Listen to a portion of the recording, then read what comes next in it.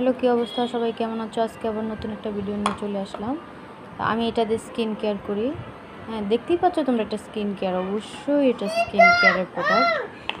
আমি এভাবে বাসায় স্কিন কেয়ার করি, তো ভাবলাম তোমাদের সঙ্গে একটু শেয়ার করি। তেমন কিছুই দিই না,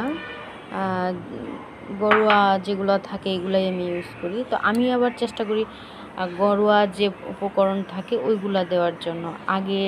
আগের মানুষগুলা যেগুলো ইউজ করতো, ডাল, তারপরে হচ্ছে চাল, মানে ওইসব মুলতানির মাটি, ওইসব আমি একটু বেশি ইউজ করি।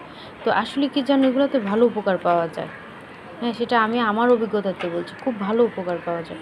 তো ওই জন্য আমি আজকে ভাবলাম যে তোমাদের সঙ্গে একটু শেয়ার করি। আমি যেটা প্রতিনিয়ত দেই, হ্যাঁ, তো আমারও রেজাল্ট ভালো আসে।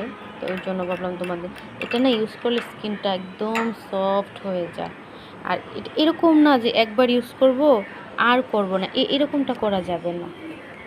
হ্যাঁ, এই ধরনের স্কিন কেয়ারের প্রোডাক্টগুলো না প্রতি সপ্তাহে একবার করে হলেও ইউজ করার চেষ্টা করতে হবে।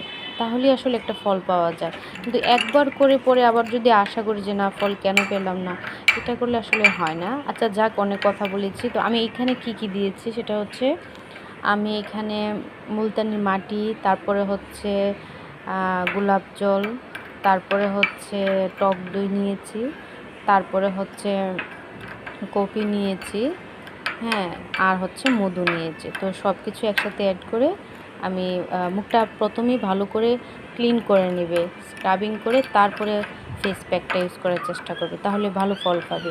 আর অবশ্যই এগুলি রাত্রি ইউজ করার চেষ্টা করবে। তো আজকে এইটুকুই, সবাই ভালো থেকো।